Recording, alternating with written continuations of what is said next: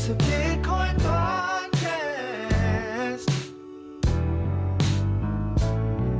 The only one that's making your money is you. Listen to the Bitcoin podcast.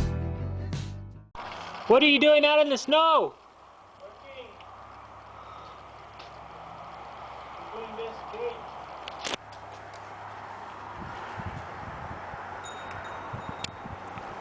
It's 32 degrees below 0 Celsius, and my dad is working hard, looking beyond the extents of hypothermia, hypochondria, and all the elements combined. He works to build a fence. A true servant, a true worker, a true exhibit of hard work and ethics. This is my father, in whom I am well pleased.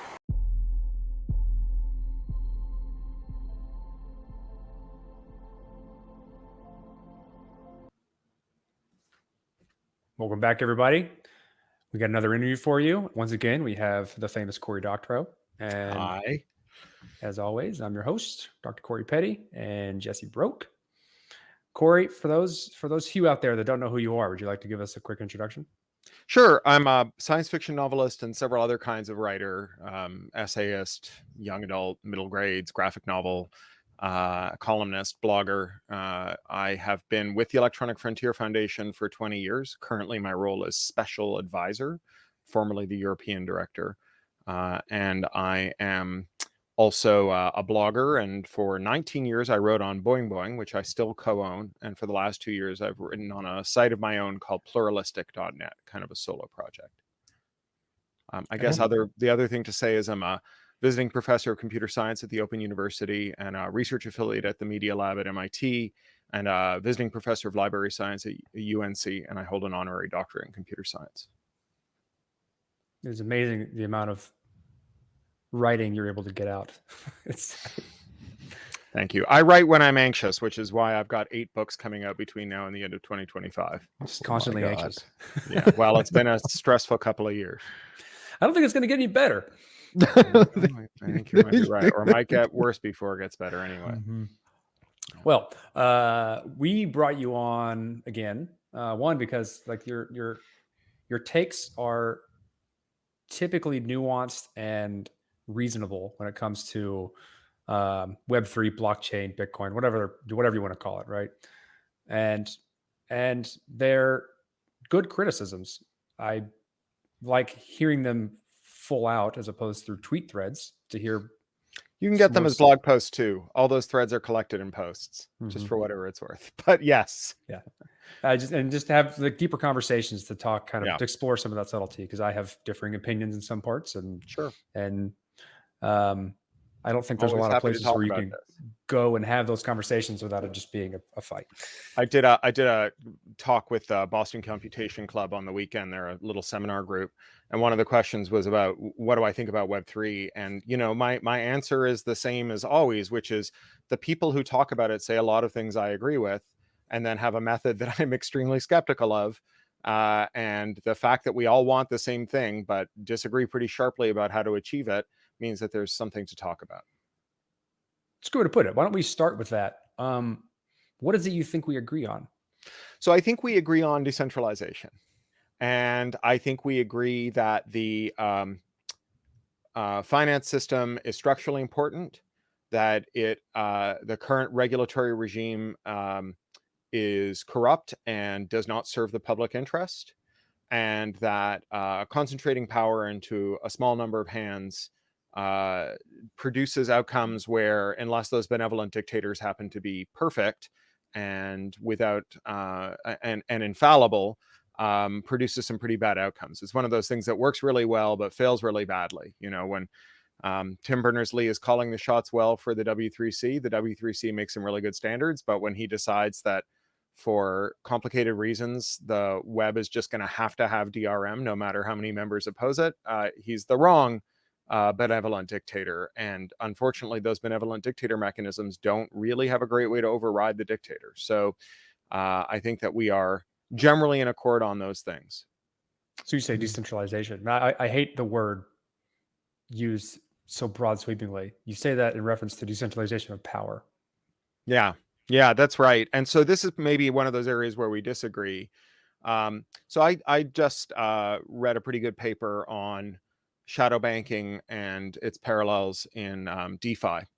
And one of the points that's raised in the shadow banking paper is something that various researchers have pointed out, and I know some coiners dispute, but that blockchain has produced, or blockchain-based finance has produced, extremely high concentrations of distribution of coins. You know, the Satoshi's wallet's bigger than everyone else's. And that this is true up and down the scale, and it's actually a function of doing things like giving early project participants lots of coins, and that what this has produced is a situation where all the money is in a very small number of hands, but there are a lot of things that we might call banks. And from my perspective, I'm sort of anti-oligarch. I don't care how many banks the oligarchs do business with. I want no oligarchs, because I think that because money is power, and when power is in a small number of hands, it's easy for our democratically accountable institutions to be corrupted by parochial interests. I think that's a reasonable outlook. I mean, part of my, I don't know how I got introduced or had any work in the early days was looking through the differentiation between the narrative of early ICOs and the token distribution and the level of inclusion, and then the actual on-chain distribution and the lack, or like the lack thereof for that matter. And looking at distribution of coins, it seems like most coins tend towards that for a myriad of reasons, whether it be like early adopters get more coins because there's no value, and then over time they hold on to those things because the mentality is to hold and not do things, right, more often than not. But like, I don't want to throw the baby out with the bathwater on that one. It's not fundamental to the system. It's just how we've somehow managed to do it so far, probably based in naivety. So I mean, I would entertain like articulated accounts of how that would change.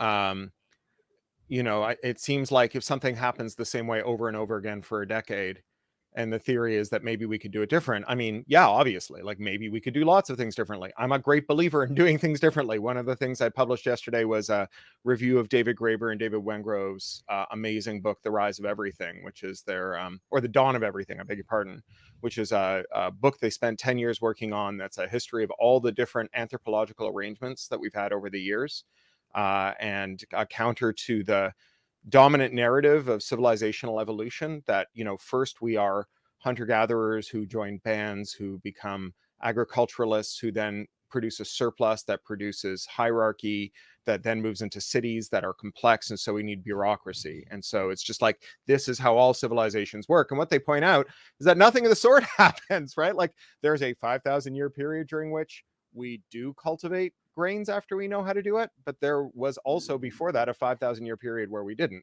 right? Where we just chose not to, like, this inevitability march is very different. So I'm a great believer in the idea that if we can imagine another social arrangement, we can try it. But I think the difference between, say, the Graeber-Wengrow hypothesis and maybe we could do it differently is that although they're both aspirational, the evidence that Wengrow and Graeber present for their hypothesis is that we have done it differently.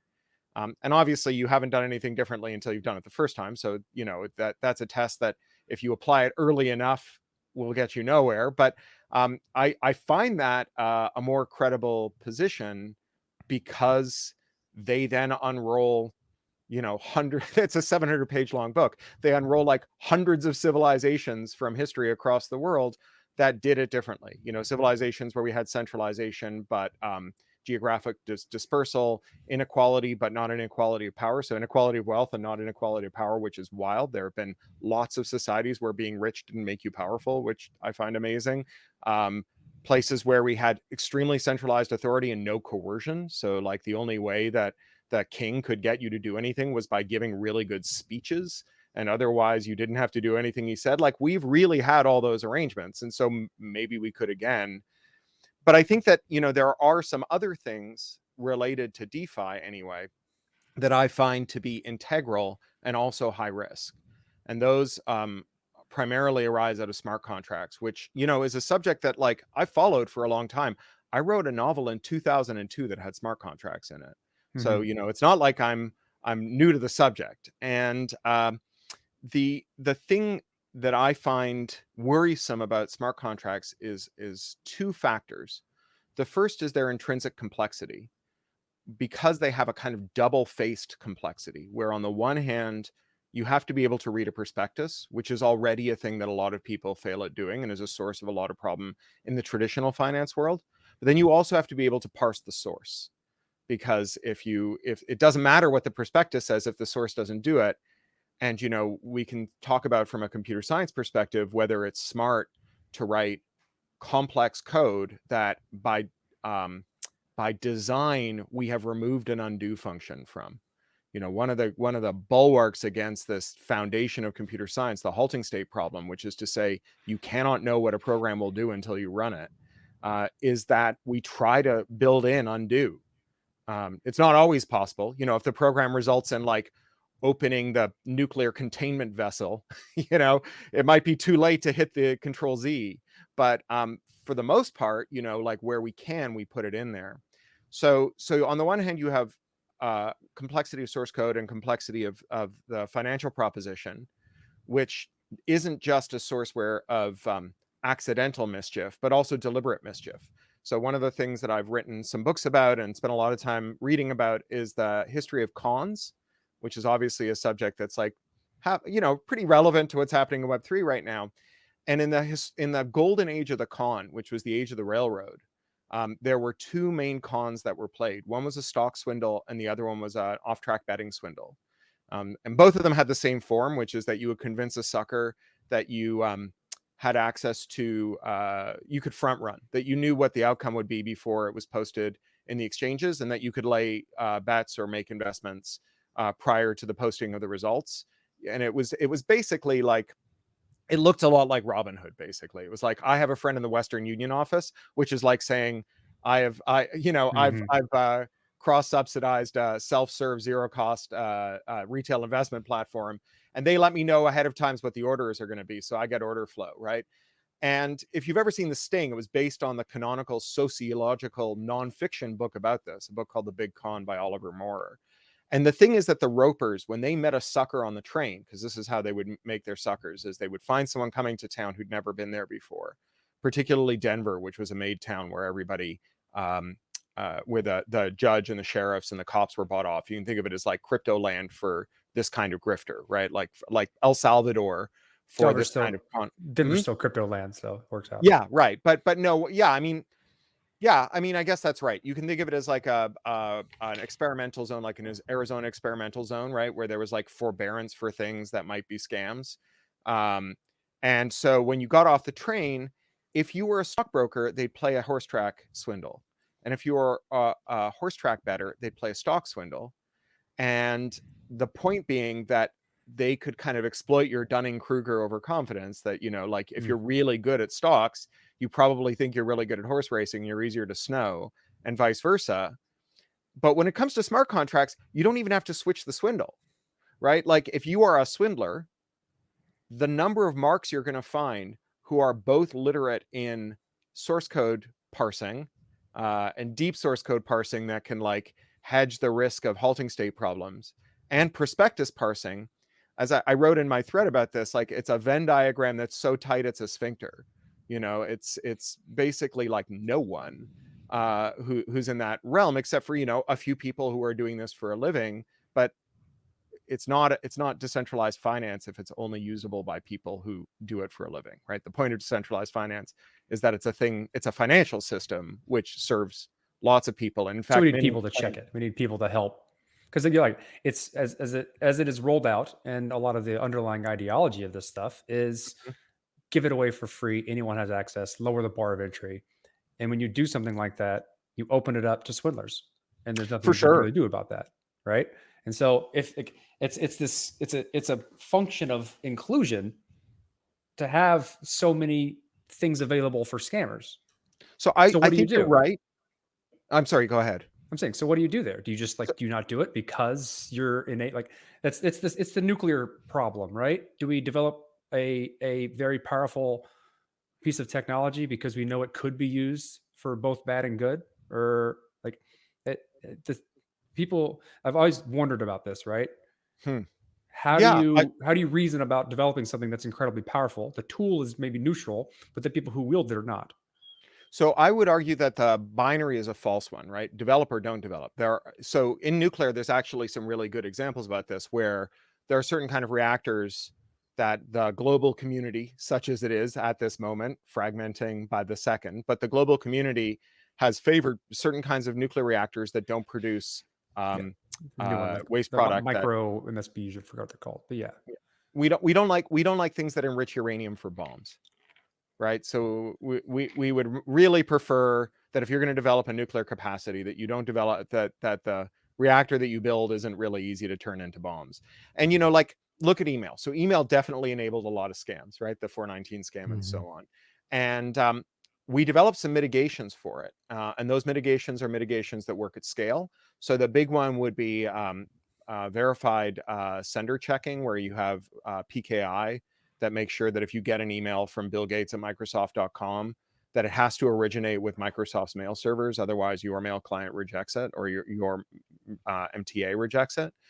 And, obviously it would have been nice to have that in the first place, but we've got it now. So there's a whole bunch of email scams that are harder to do. It's not that we've ended the era of the email scam, but a certain class of email scam that You've is raised the bar of broadly, entry for email scamming.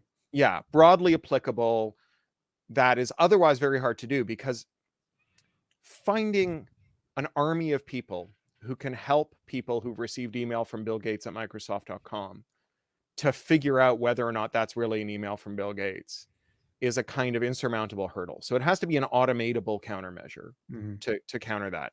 My argument is that automating prospectus reading and source code parsing is not a thing anyone has a good theory of at the moment. I mean, if you look at, like, say, our most aggressive source code parsing effort in the world right now, it's a matter of enormous controversy. It's Apple's App Store moderation practice. And there's a bill right now to force Apple to open up its App Store. And Apple's argument is that if they do that, that there'll be a lot of malware let in. And when proponents of the bill say, but you have all these automated heuristics that find malware, they say, oh, those automated heuristics are just our first line of defense, and they would be useless without an army of human moderators larger than you can imagine, highly skilled, an appreciable fraction of all the people capable of assessing apps are working for us doing this with every hour that God sends. And so if you allow third-party app stores, there will be bad apps in the world, right? I mean, I think they're overstating the case, but I don't think it's wrong to say that a fully automated solution is going to be insufficient, not least because there's an attacker's advantage, where the defense mechanism has to make no mistakes, and the attacker just has to find one flaw in its heuristic for spotting malware, and off it goes. So I think there's this like profound problem with smart contracts that makes them amenable to scams in a way that, say, email isn't, which is that the dual complexity is very hard. But let's stipulate that you can unfraud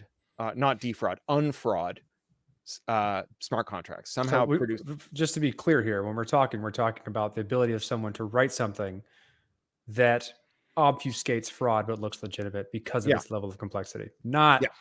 legitimate issues with like the EVM or smart contracts. Right. So now I'm going to move on to those, right? So let's stipulate that somebody out there finds an oracle that can operate at scale, that doesn't consume giant amounts of gas, that the most vulnerable people can afford to use, because it's fine to have, I mean, if you're rich, you can pay oracles to look at it. They're called lawyers and programmers, right? And they will go and look at it for you. But all that means is that you've produced a system in which rich people can cash out on poor people who they defraud. So that's not the kind of decentralization I want. So let's stipulate that you automate oracles, and now you have a low cost, high reliability oracle that is available to all comers.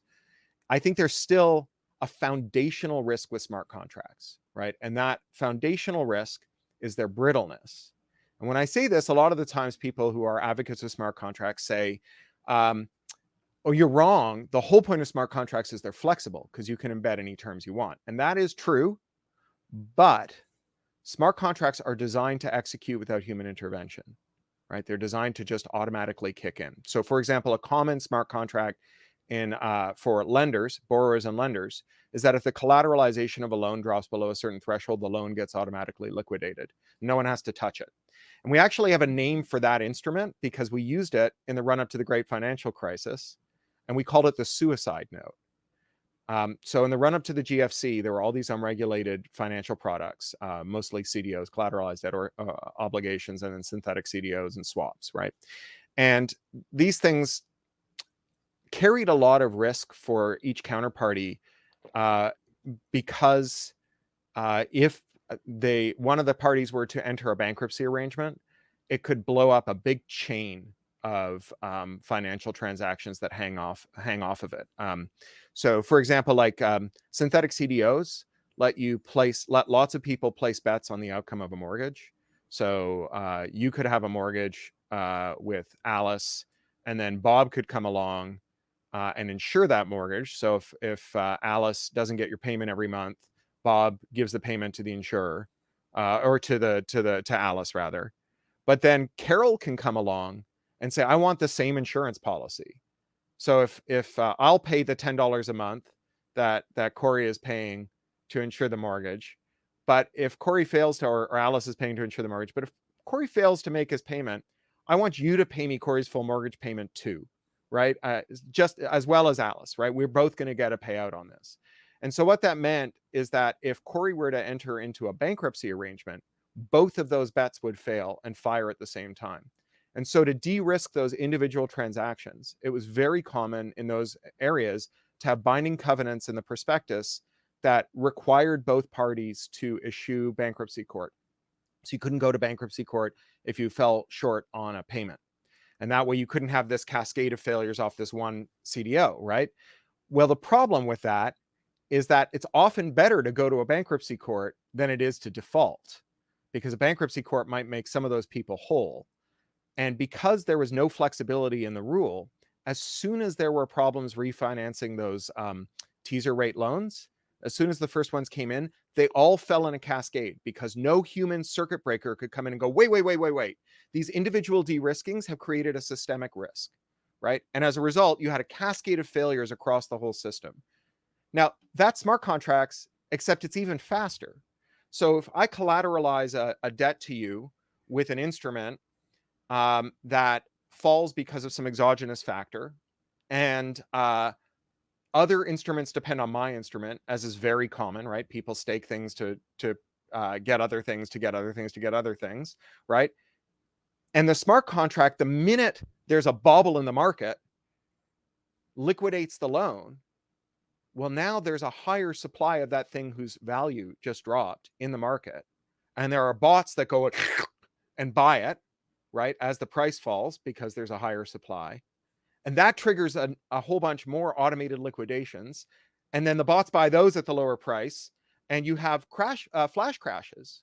Right now, there are ways to de-risk this in smart contract land, but they involve hiring an oracle who sits there between the event and the liquidation and decides whether it's fair. Okay, so now what you've got is someone you trust to press the button when it's fair and not press the button when it's not. Why do you need a smart contract? Why is anyone paying a gas fee? Why don't you just pay that guy who you're already paying to do that job? Why don't you just pay that guy to make those adjudications? In fact, why don't we socialize that cost and call it a bankruptcy court? Right? So now we've got a system that has created its own point of centralization, but it lacks whatever notional democratic accountability a public court has. It's disappeared into this opaque instrument, and it's created a systemic risk in order to de-risk an individual transaction. And I think that that is inescapable with smart contracts, that so long as you have automated actions being taken that could trigger cascades, which I think are all automated transactions in interconnected financial systems, and you don't have an oracle, which defeats the whole purpose of decentralizing, then you have a system that is setting yourself up for the same kind of systemic risk that gave us the great financial crisis, which ironically is what triggered the creation of Bitcoin in the first place. Let me try and rephrase that. And Jesse, do you have something before I do that? No. I actually yesterday, I believe I saw that video with the snippet of Selena Gomez talking about synthetic CDOs from, Big Short. what was From The Big Short. Yeah, that's a right? great bit. Exactly. Yeah. Right. So like, I mean, I get everything you're saying. In terms of smart contracts having to do with DeFi stuff, that's just something that I don't dabble with, Mhm. simply because I know that there are, it's not completely formed, Right. and And if you you're can't starting solve to the see sucker people at the leave. table, you're the sucker. So you're The starting to see argument though people kind of leave. is interesting though, that like you think we're going full circle with it because of this mountain of cascading effects that can happen from a shaky foundation. And Mhm. so, in my opinion, a lot of what happened in the entire blockchain space was everything centralized. Let's decentralize all the things and automate away as much as we possibly can, remove as many humans as we possibly can in the process, such that humans can't have negative impacts on a good system in which we Mhm. create rules that incentivize good behavior, right? And then we went full clip with it to the point where you have situations like the DAO where an attack happens and nobody can do anything because there is no human in the middle. Mhm. And There is. I It's feel like social your consensus argument rolling is it that back there's now. nowhere in between. It's one or the other. I So feel it's like if the goal, in my opinion, is this technology to give you options on how to remove humans and automate a lot of things, and then give people the ability to, I don't know, choose the appropriate technology for the relationship as opposed to being forced into a single one. I think it's Mhm. good, and I think that's somewhere in between. I sorry, I'm making notes because these are good points. So I let me start by endorsing the policy of trying to automate certain parts of the system. There's one I don't know if you know Brian Eno's oblique strategies deck. Have you ever heard of this? Mm. I'm also taking notes when you say these things. Yeah, He's a same. musician. He's a good musician, but an even better producer. And he's famous and infamous for having this deck of cards he calls the oblique strategies deck. And during like Roxy Music and Talking Heads recording sessions, he would like stop and make everyone draw a card, and they would have these like weird gnomic utterances on them. And he would go, all right, this, you have to follow these instructions, like listen to the silences or something, right? And the one that I love most of all is one that says, be the first person to not do something that no one else has ever tried not doing before, right? And you can see that playing out in our world. So Bruce Schneier proposed the street performer protocol many years before Kickstarter came along. And the whole idea of the street performer protocol was it was an escrow system based on the way that, for providing public goods, based on the way that street performers did it. So, you go see a musician, or a magician rather, in Covent Garden, and they juggle and they make cards disappear and they do things with balloons, and then they say, okay, for my grand finale, I am going to stick this torch down my throat and fire is going to come out of my ears, and I'm going to do that grand finale once there's $50 in my case. I don't care who puts the $50 in my, or 50 pounds, I guess, if it's Covent Garden. I don't care who puts the 50 pounds in my case. I will not do the trick until there's 50 pounds in my case. And once there's 50 pounds in my case, no matter who's around, whether or not you contributed, I will do the trick, right? So public good provision through escrow financing. And all of the attempts to build street performer protocol projects had failed because they had a really key problem, which is that if I want to do something ambitious, say I want to make a deck of cards with the oblique strategies on them, I need money to pay my printer. And so if you pile up all the money for the cards, for the pre-orders in an escrow account, and then don't give me the money, I can't pay the printer. And so the cards never get made. And so the money gets just returned to the people who put it in the escrow. And so nothing ever happened. So along comes Kickstarter, and they're the first people to try not doing something that no one else has ever tried not doing before. They say, what if we give you the money before you've done the thing? Right? We're going to accept a certain baseline of fraud, which or error, right? But we're going to trade it for prominent warnings about whether or not you can expect to get anything for your money, along with the unlocking all the projects that can only be made if you don't escrow prior to completion. And that was really successful. I mean, I think Kickstarter, I have a lot of things that I bought through Kickstarter, Yeah, and they're great, absolutely. right? And people have tried it again. So what's Kickstarter's big competitor? Not GoFundMe. There's the other one. Patreon, No, not GoFundMe. Not there's GoFundMe. Not GoFundMe, Kickstarter. There's it's for projects, though. It's not for performers, right? It's for, I forget what it's called, but there was another one that came right after Kickstarter, and it did what Kickstarter did, except it said, we're going to pay the project lead no matter how much money comes in. So if they say they need $5,000 to do the project and they only raise $4,000, we're going to give them $4,000, because Kickstarter's policy was, if you don't make your nut, we give all the money back, right? That was their hedge. And so this other project came along, and the fact that I can't remember what they're called tells you that it probably wasn't as successful. They took out one too many Jenga blocks, right? And the tower fell down. But Kickstarter found a pretty seemingly important but ultimately unimportant Jenga block, and they removed it, right? That's really cool. It got us something that I think most of us have benefited from in some way or another, even though there were scams. And so the question is the kind of human removal in DeFi the kind of human removal that's a Jenga block too far? And for me, it depends on how you think the system fails, not how it works, because of course both systems work fine, right? If bank regulators are good, then banks are good. If nobody in DeFi is a scammer, then DeFi is good, right? Then they work well. The failure mode of a publicly regulated bank is that we have to somehow produce democratic accountability in the public regulators, which I will admit is a thing that we haven't done very well, although I would argue we're doing better right now than we have done in quite some time. That finally, mostly sparked by the horrible conflict in Russia, Ukraine, we're finally getting some action on the two-tier finance system, combined with a lot of leaks. I think particularly the IRS leaks have given us a lot of insight into the role that regulated entities have played in allowing powerful people to cheat and then screwing regular people. The failure mode in blockchain land is that you just dust yourself off and start over. You just take your lumps. The money's lost. There's no undo button by design. If you can hope that maybe there's like a centralized NFT exchange, say if you've had your wallet poisoned by an attack, where they'll just say, okay, we're not going to sell your ape here because we know it was stolen, which is to say, like, instead of having a regulator that notionally accounts to people who care about you because of how many votes you represent versus how many dollars you represent, you now have a system where if you have a lot of Twitter followers or a lot of money, maybe you can get the preferential treatment, OpenSea, but otherwise, yeah, you're hosed.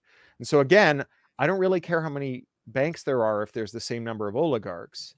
And that is a system that people who are oligarchs, either in Twitter followers or money, can get justice in, and that no one else has a hope of getting justice in. Whereas at least there is a hope of getting justice. We can build a political movement, which we've done before. It's not like it's a lost art, right? It's not like, how do you build pyramids without power tools, right? Like, how do you regulate banks is a thing that we've understood since the Glass-Steagall Act. And we could do that again. There are people alive today who remember the passage of that legislation and that regulatory regime. These are not, shrouded in the mists of history. And so, as between building a system where just good-natured slobs take billions of dollars from Andreessen Horowitz, but nevertheless just act in a way that is as forthright as possible, irrespective of the impact on their shareholders, versus making democracy more accountable to voters, I think the second one, and you know, maybe this is an outlook thing, but I think the second one is the one that we have a better chance of building. Jesse, Hmm. I can keep talking, You're but you're combining things that in my mind can be separate things. Like for instance, you conflated NFTs and DeFi, and in my mind, those are two separate things. They don't necessarily have to they don't necessarily have to go together. So Sure. demonizing smart contracts on the basis of um, whichever ones have to do with the DeFi. We use this phrase in our Slack, spit swapping, right? I feel like there's a more nuanced take there that kind of says, okay, there's probably some sort of social filtering mechanism that potentially is to some degree introduces some counterparty risk and isn't completely, zero counterparty. But there's probably a solution out there, but I'm gonna do like NFT stuff, right? For instance, use them, in a different way for a different thing. So I mean, this is the problem with talking about cryptos, is that mhm, it's a lot, and so mhm, someone's always going to say, oh well, you know, you've only talked about the way that it's risky in these 7 applications. What about these 3 applications? mhm, that's the And problem, though, right? Is we're trying to say, how do we fix a tremendously large swath of possible applications? We can't throw. yeah, I'm afraid of throwing the baby out with the bathwater because there are bad actors. so let's talk about the ideological problem that I have that cross cuts, I think, across all these applications, DAOs and system design more broadly, mhm, NFTs and so on, which is that, to the extent that these are like interesting at all to me, that it's about the provision of public goods, and the enabling of solidaristic collective action, right? Letting people do things that they need to do, and you often hear it in the rhetoric of blockchain It's advocates, you know, mostly lip being in a service a lot of the community. time. Yeah, but the underlying mechanism, as far as I can tell, is entirely grounded in appeals to speculative upsides, right? That's the incentive alignment. We capitalize this project so that you can realize a return on your investment. It's and that's the, you know, buy a governance token even if you never want to govern this thing, because you can sell the governance token. Because you think the value of that governance will grow. Yeah. And speculation is ultimately counter solidaristic, because just like putting suicide notes in your prospectus de-risks an individual transaction but imposes risk on the system, a system design that only works when it appeals to self-interest and not to solidarity is a system that only works well because there will always be times when you need to help someone else. So I'll give you an example from the real world. I think the original airdrop, which was that before about 1982, if you lived in the United Kingdom, you were entitled to a flat. And if you couldn't afford one, you could live in a council flat. And Margaret Thatcher decided that the system design was very bad, and that it was not incentivizing people to build flats, and that it was not incentivizing people to save for, buy flats, and accumulate wealth through flats. And so she airdropped them. She basically did this thing called right to buy, where you could buy the flat that you were living in, that up until that point, all you had was the right to live in it. But when you stopped living in it, it went back to a commonly held pool and then would be allocated to someone else who needed a flat. You could buy your flat. You buy it for less than the market value. You could sell it immediately, or you could hodl and then sell it later. And we can see what the outcome of that is right now, right? The United Kingdom has the worst housing crisis in Europe. England has the worst housing crisis in the United Kingdom. And London has the worst housing crisis in England. Because what it ended up doing was converting a human necessity, a public good, somewhere to live, which is not just a public good for the person who lives there, but if you need a plumber and plumbers can't afford to live within 50 miles of you, it's a public bad, right? You're Mhm. screwed.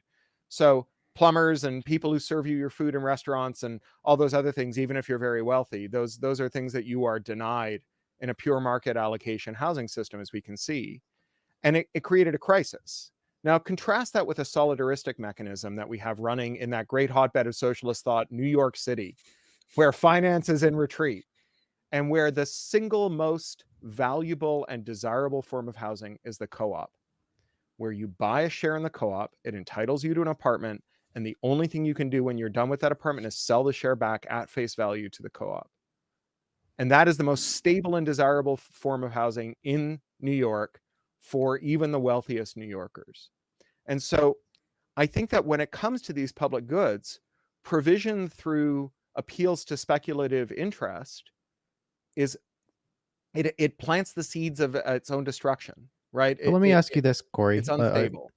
So you know how like for instance, if you want like people are playing stickiness games in DeFi, right? And so they say, you know, if you stake, you know, we'll give you 1,000 of these tokens. If you stake these tokens, you'll potentially get some of these other tokens, right? And if you stake these tokens, that you'll get these other tokens. And then they add kind of incentive mechanisms or, you know, value adds to why you'd want to stake and hold long term to get this thing, because it makes this thing, you know, they kind of all self feed on themselves. And then it becomes like almost like a dance of musical chairs, where it's like when the music stops, when the liquidity dries up between, you know, whatever the largest liquidity pair is, then, you know, if you're not out, you're stuck, right? You know, they have this phrase impermanent losses, right? So it just means that, you know, your Stranded fiat assets. values. Yeah, exactly. So but I don't think the idea has been explored of, like, you know, in video games, there's this idea that when an item drops, right? So let's say we're playing an RPG, right? And there's like this, we ran this raid together. You know, maybe there's this piece of like chest armor, right? That that it's appropriate to my role, right? Say I'm like a healer, right? And you know, you can roll for that, and you know, let's say I get it. Outside of that dungeon, I can potentially sell that chest armor, right? To like on a marketplace, on an auction house, a trading post, whatever. But then there's this also other option, which is, you know, if I bind that piece, that chest armor, to my character, right, I introduce this aspect of I'm committing to improving my own being, my own self, for the purpose of, you know, a better raid experience, being able to tackle higher bosses with my group, with my collective group, right? So I think this aspect of NFTs and DAOs is not explored in a way that is not economically incentivized. I think that's the area that I'm interested in particular, because you lose the aspect that of trading, right? So then, you know, the arguments that the systems are based around just swapping these tokens, swapping the NFTs, or swapping, you know, ERC20 equivalents. It's kind of like there's a different game. I don't know if it's entirely exchanging one game for another with its own set of problems, which it likely is. But I think it's going in a direction that is not entirely synthetic CDs, you know? So I mean, I think it's very interesting to compare it to video games and system design in video games, because there is a real belief that video games are kind of toy economic worlds where our economic assumptions play out, and where financial models that are like quantitative models can be empirically tested. You actually And, quoted you know, one of that- those in a recent article. Hmm? You actually quoted one of those in Crypto Plus Copyright article. Yeah, you that's recently right. put out. I was just going to mention that Varoufakis. Yeah. So, you know, I mean, I've been reading these people since the earliest days, Ted Castronova and so on. I wrote a book about gold farming in the early 2000s. I was actually in India during the great financial crisis researching my book about gold farming. The thing that Varoufakis says, so Varoufakis was the chief economist of Steam, and he's an economist. He was the finance minister of Greece too. So he's run both an actual economy and a bunch of virtual economies. And he describes in this interview with Evgeny Morozov in the Crypto Syllabus, he describes what it's like to have a God's eye view of an economy where you can quantify all the relationships. What he finds is that the systems design assumptions about how prices will perform actually aren't empirically supported, at least in video games. We could argue about whether video games are or not a good proxy for this, but his point is that lots of people who have neoclassical ideas about how prices perform say that video games will validate their assumption, and they don't, right? A bunch of things that are idiosyncratic and related to what you might call politics and not economics apply. And that's an important distinction because, you know, the whole project of the last 40 years, the neoliberal revolution, the Chicago Revolution, was to go from law and politics to law and economics, to move our law to an empirical footing rather than a political footing, on the grounds that an empirical footing is quantitative and crisp and objective, whereas a political footing where people make qualitative claims about what makes their lives better is messy and produces inequality before the law, because two people can do the same thing and have a different legal outcome based on how the people around them felt about it. And what you discover when you actually empirically test the law and econ hypothesis is that systems designed around this empirical stuff end up being super qualitative. This qualitative element is inescapable. And I wrote another article about crypto called The Inescapable Need for Trusted Third Parties, which really deals with this, right? Like quantizing difficult claims is really hard. So, you know, an example of a proto blockchain, a public ledger, that in theory makes these very crisp determinations would be what happened with certificate transparency. So Ben Laurie, who's a cryptographer at Google, is a very smart guy, works on OpenSSL. He's a crypto pioneer. He designed a thing called certificate transparency, and your browser does it.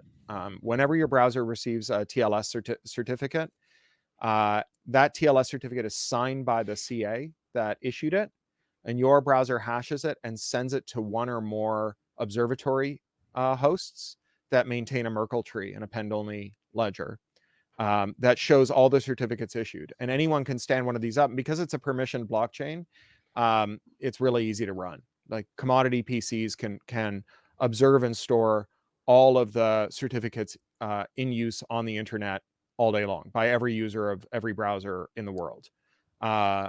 And anyone can watch these ledgers. And the idea was that if a CA cheated and issued a cert that it shouldn't have issued, you could find out. And Google found out. And I always say it was Symantec that did it, but it wasn't Symantec. It was the other giant company that did it. There's two major companies. If you want to Google it really quick. Kaspersky? No. The other giant CA. Hang on a second. Anyway, it was one of the big two. And it turned out that their production process, when they stood up a new production server, the last unit test they ran was issue a fake Google certificate, which they were then supposed to destroy. But at least on one occasion, they didn't. And it found its way into someone's browser root. This is like the one thing that if you are a CA, you should never do. Ever, right? Like it's just against the rules, right? Like they unambiguously, totally radioactively against the rules, permanently disqualifies you from being a CA, and they're still a CA. And the reason they're still a CA, even though it's incontrovertible that they did this thing, the one thing no CA is ever supposed to do, is that power matters. And determining what to do about the information in the public append-only universal trusted ledger is still a political process. And it is an irreducibly political process. And so then you have to decide, what politics are we going to have? Are we going to have politics grounded in democratic fundamentals, one person, one vote, which can be corrupted and I think has been corrupted and I hope we can redeem? Or are we going to build it in a one token, one vote system, which is a $1 one vote system? This is interesting. So I'm working on this thing called DAO, right? Where one NFT, one vote, but there's this idea that you can achieve some degree of social consensus around your idea. So you can kind of boost your vote, but there's some sort of flattening function that's implemented such that, you know, you can't co-opt social consensus and get everybody to rally behind yourself and then have like this, let's say a votes, like you can't turn your vote into the aggregate of, you know, 1,000 people who believe in what you're saying. You know, your vote won't be 1,001 power, right? It'll flatten to some degree. So I am with you. I think that everybody in this space is trying to quantize things that don't necessarily have to be quantized. There's a non-STEM way of looking at this that's like, hey, you know, I know we're trying to metrically figure out how we can algorithmically abstract the human element, but I'm pretty damn sure it's not possible. So let's let's bring Yeah. a little bit of that back in. That's my take, right? Well, look, so many of us are worried that Vladimir Putin has a big red button that launches nuclear bombs. Yeah. And to the extent that he might someday order a nuclear strike, Mhm. our greatest hope is the fact that there is no such thing. That in fact he has to give an order to someone who takes an order, who gives an order to someone who takes an order, who presses a button. Mm. And all the times until now, when there's been a false alarm that told someone to press a button, the person whose job it was to actually press the button didn't press the button. Mhm. Right? You could say that that's a defect. And if the system we were talking about was one in which a social worker decided whether or not to greenlight food stamps for a hungry kid, and sometimes they said no, even though it was their job to say yes, I would be really upset. But I'm actually okay with the idea that the person whose job it ultimately is to exterminate all life on Earth might change their mind and refuse Yeah. the order. Yeah, exactly. I agree. And so, you know, every time I look at DAOs, apart from a few trivial activities that are entirely on chain that just involve either giving people money or taking money away from people through Yep. cryptocurrency in wallets and not ever cashing out into fiat that you can spend on things other than cryptocurrency or Mhm. NFTs. They all at the end of the day are like Vladimir Putin pushing the big red button, right? You and your buddies all vote on your DAO's outcome, and you all press your votes, and the votes are all tallied and they're indelibly displayed in the blockchain. And then a human being has to go and bid on, That's the exactly the part Constitution. I don't like, Corey. And I think that DAOs can be done in a way that isn't signal voting, in a way that, you have some sort of social consensus baked in that's beyond the algorithmic, right? And you can eventually turn that into a contract that everybody goes, okay, is this, so this is the contract that's crafted based on the way we voted, right? And then basically it's a multi-check system where you go, okay, this is what social consensus combined with economic incentives kind of resulted. This transaction, or this crafted smart contract, right? Now, do we want to execute this? Does it sound good, right? So I think, But what again, if the dude who's supposed to hold up the paddle and say, I'll pay $3 million for the Constitution decides not yeah, to? yeah, Even if you chastise him after the fact, hmm someone else bought the Constitution. hmm So what apart from squishy qualitative factors related to trust hmm can you do to actually ensure that someone goes to Sotheby's and holds up their paddle? it's I'd within like the to say community. that Yeah, go ahead. like, and I want to wrap up because I know we're already Yeah, I gotta go. past Oh your yeah, time. yeah. We Is should do this that again. we should do this a lot of times. A lot of time. In my opinion, this whole technology is blurring the lines between social value and economic value, and in some cases mixing them together, giving qualitative amounts for like digital social value. You can do something with your internet karma. You can build financial instruments of your internet karma, whatever. This could go right? really bad It potentially. could, and there's incredibly dystopian things associated with that. But like, people don't seem to realize that, and they're just rebuilding the shitty finance system that already existed and are going to succumb to the same things. I'm curious to see where it goes, and having conversations like this, I hope, help people give an idea of the things we should be looking out for, and taking into account when we try these new experiments. You can't take humans out of the loop. At the end of the day, that's I what it's believe for. that. I believe that. Yeah. Let me say in closing, because my first novel is about internet karma being turned into economic Mhm. value, right? That novel was a warning and not a suggestion, because one of the things that it demonstrates is that